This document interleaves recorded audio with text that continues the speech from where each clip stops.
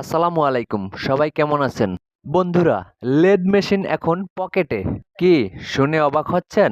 ভিডিওতে আপনারা যে অত্যাধুনিক মেশিনটি দেখতে পাচ্ছেন, এটাকে বলা হয় পোর্টেবল লাইন বোরিং মেশিন।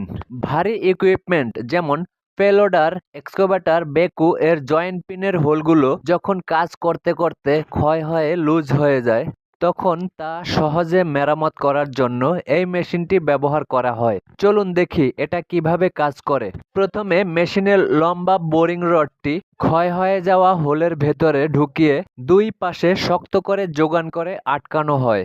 এরপরে এই যে লাল সাদা বাটনের বক্সটি দেখতে পাচ্ছেন, এটি দিয়ে মেশিনের গতি এবং বোরিং রডটি সামনে পেছনে যাওয়া নিয়ন্ত্রণ করা হয়। এই বোরিং রডটির গায়ে একটি ছোট এবং ধারালো বিট লাগানো থাকে। বোরিং রডটি যখন ঘুরতে থাকে তখন ওই ধারালো বিটটি সূক্ষ্মভাবে ক্ষয় হয়ে যাওয়া হোলের ভেতরটা কেটে একদম নতুনের মতো গোল এবং মসৃণ করে ফেলে।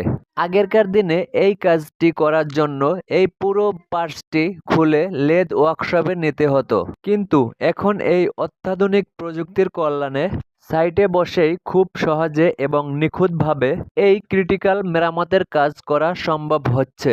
প্রযুক্তির এমন স্মার্ট সলিউশন আপনাদের কেমন লাগছে তা কমেন্ট করে জানাবেন। আর হ্যাঁ, ভিডিওটি ভালো লাগলে লাইক কমেন্ট করে আমাদেরকে উৎসাহিত করবেন। ধন্যবাদ।